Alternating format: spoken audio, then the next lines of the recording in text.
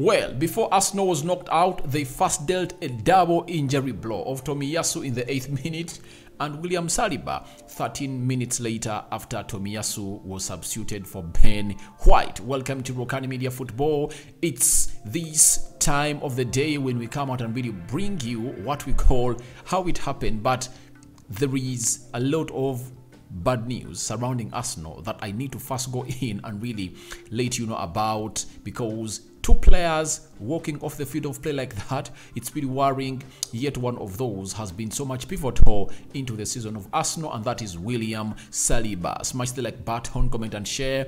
If at all you're watching us for the very first time, endeavor to subscribe to this channel so as not to miss out on stories that we do upload in here on a daily. If you are an Arsenal fan watching us from every corner of the world, you have every reason to worry, not because of the loss but because of the two injuries that Arsenal players are really going to have to really gate at Emirates. And Mikel Arteta has come out and really given his view about the injuries, and I'm here to really discuss that first. Then we go in how it happened in that entire game of football. Now, let me show you a snippet of how these players really went off. The first player to really experience what we call an injury was Tomiyasu. It was like he was trying to make a tackle and obviously see him down in pain, and obviously you just got to know that something is wrong with him. Then he went down on the grass and the doctor came out and talked to him, and then he was seen taken off the field of play, and that is Tomiyasu. That was the 8th minute,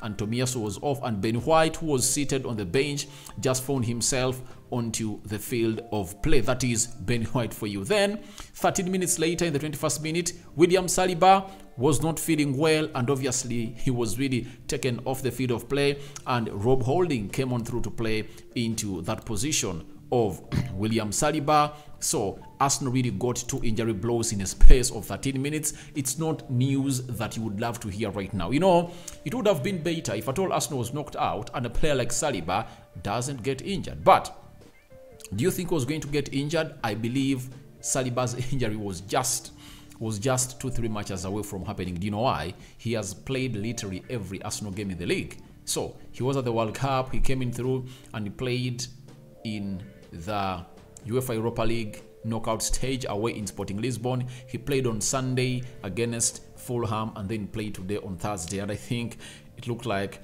his body was not all that okay with that huge work that was being paid to it, and said, all right, I need a rest. But Mikel Arteta after the game has been asked about these injuries, and this is what he had to tell us about these two players and how their injuries are. He talked about Tomiyasu and Saliba's injuries. He said Tomiyasu looks pretty serious for this reaction straight away, and what he said to me, obviously it's very early and difficult to know. William, I don't know, he had some discomfort and could not carry on, so we had to take him off. But let's first talk about Tomiyasu. Tomiyasu is one of those players that have now gone to declare as an injury-prone player at Arsenal. That's it. He's an injury-prone player, and we must really go on and really call him so. Why? He came in through and played the first games of the season, and around February he got an injury. Last season he was out for like 3 months, for like 1.5 months. He returned, and then he found himself back onto injury. Then he went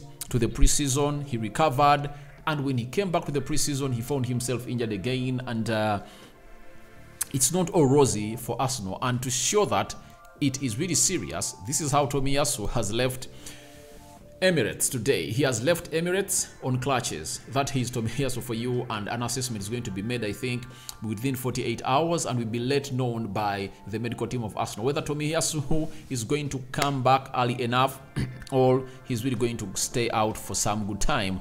But this is not a story that you would love to experience at Arsenal, because Ben White, however much Arsenal is going to be playing 11 games, you wouldn't like to play the last 11 games that are going to be like finales to see to it that Arsenal has to win 10 out of those games to win the league, and you trust Ben White. What if he gets an injury too? Who are you going to be playing at the right back? Cedric Soares was loaned to Fulham. That's where he is right now, and Arsenal really looking shite of options at the right back. So that is something that Mikel Arteta has been always working in for, and that's why I brought you a story that Arsenal is interested in signing Denzel Dumfries, because it might look like Arsenal is going to either switch Ben White to be playing at the right, Ben White to be playing back in the central defense alongside Gabriel Magalhaes, Jakub Kiwior, to be a competitor with William Saliba, and Tomiyasu battles it out with Denzel Dumfries. All friends there, because Arsenal are really searching in for a right back that can come in and get this job done and dusted. So that is for Tomiyasu, and that's my analysis about Tomiyasu. But it looks like he's an injury-prone player. Let's admit he's injury-prone. Then for Saliba, for the very first time ever since he returned from loan to Arsenal, I've seen him walk off the field of play, looking injured. And I believe this is something that has not been part of his career. I cannot call him injury prone. Ever since he came back, I had never seen him walk off the field of play, all saying that he's injured. He has played all the 27 games in the league. That is William Saliba.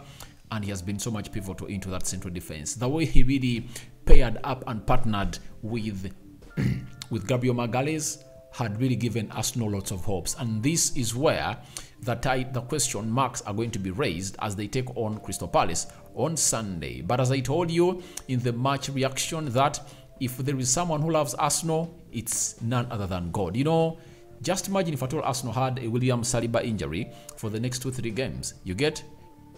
In those games, they are going to play Liverpool. Going at Anfield without William Saliba, that will be a massacre. And you wouldn't like to go to Anfield without William Saliba. All right, if at all you don't have William Saliba, at least you would have had Tomiyasu play on the right back, and then Ben White partners with Gabriel Magalhaes as they played last season. But losing Tomiyasu and Saliba is really bad. But thankfully, after this weekend, we are going into the international break. There are going to be a rest of like 14 days. Then we are going to return on 1st and 2nd. So you never know how Saliba is really going to be, because the manager has told us that of William Saliba is not looking serious. And I think by tomorrow, because there is a press conference, Arteta is going to come out and really highlight more about the injury of Saliba. But Saliba might return early enough. But my worry was when he was really leaving the pitch, he was holding the back, the lower right side of his back. If at all it's the back, it's really tricky. It's really tricky. I had Robin Van Persie once at Arsenal. He explained how that back injury is really hard. Even if you rest yourself, it really reflects back, because every time you jump, heading the ball, you just feel like you're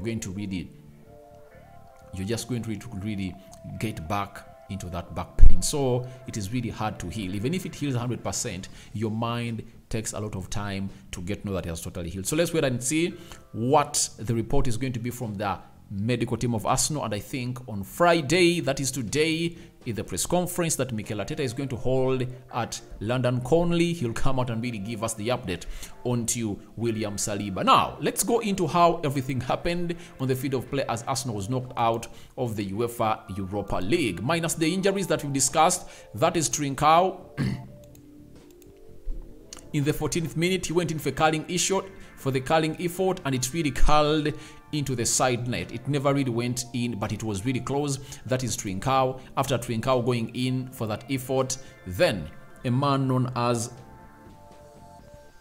Jorginho released a pass to find Martinelli. Martinelli ran into space, and when he ran into space, he went in for a sliding effort, and the goalkeeper just found himself not able to really get hold of that ball properly, and then Granit Xhaka buried that ball into the back of the net, and it was 1-0 for a side known as Arsenal, and Arsenal was up there jubilating and obviously trying to do the needful and obviously celebrate all what it had to take in. And getting that one goal, it was really important, and Arsenal found themselves in a position of really going ahead, and they ended the first half when they are leading by 1-0. Xhaka looks like he's back into the form that we expect him to be, and that is how he really hit that ball into the back of the net to make it 1-0 for Arsenal in the 19th minute. But Arsenal didn't stop there. Many chances kept coming in through, including that of Gabriel Jesus, when he really made a very brilliant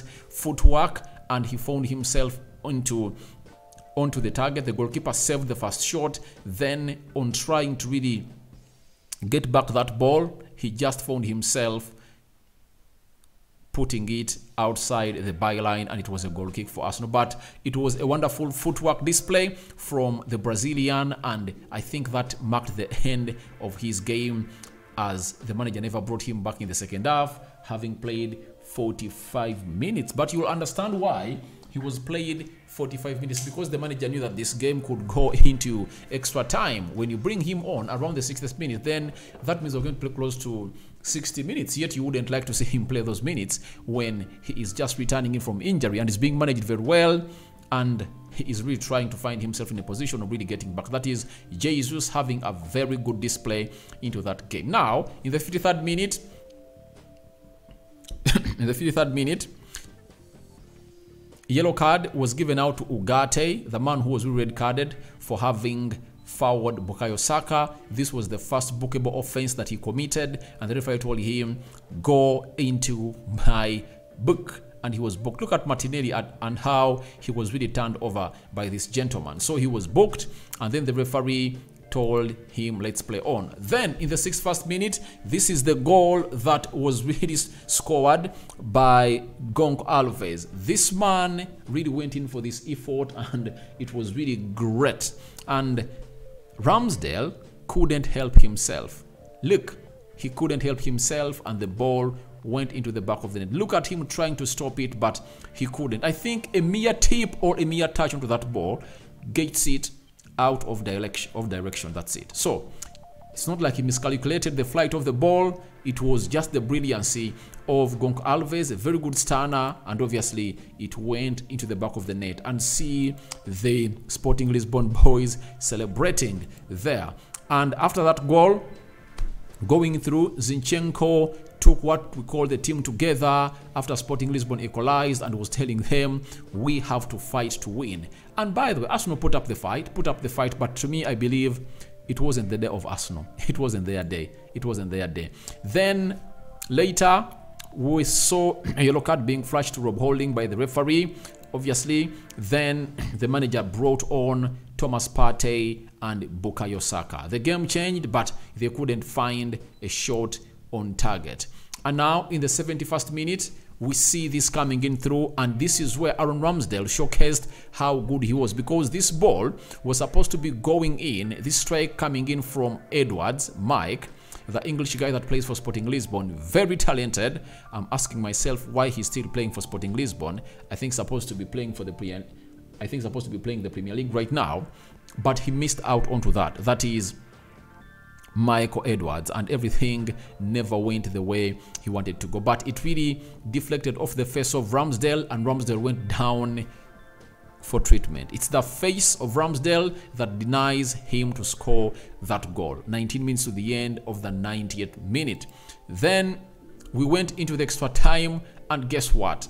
This is a chance that Trossard capitalized onto when the defender played the ball back to him. He ran into space, faced the goalkeeper Aden, and then he hit that ball, and that ball really deflected off the post. As you see here for you, look, it went, instead of going in, it hit the bottom post, and it came back into play. That's why I tell you, it wasn't a day for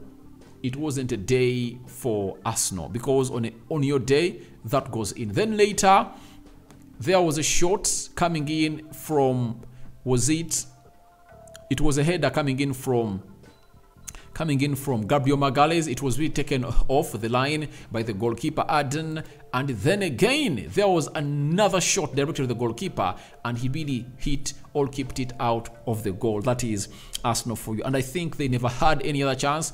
What was left to go into penalties, and obviously the Sporting Lisbon player was the first to really take the penalty, and obviously Ramsdale went the right way, but he couldn't save that penalty.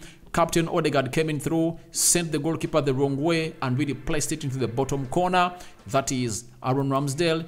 Another player came in through, and Ramsdale really went ahead to stop it, but he never in there for you. Then Bukayo Saka came in through, and many people are really worried that maybe he could go in and do what he did at the Euros, but obviously he capitalized onto this very well and scored that. That is Bukayo Saka. Then we went to the deciding moment. This is one of those that Ramsdale nearly put out because he had both of his hands onto this ball, but this ball found itself into the back of the net. That is Ramsdale. That's the only way he came in close to save that.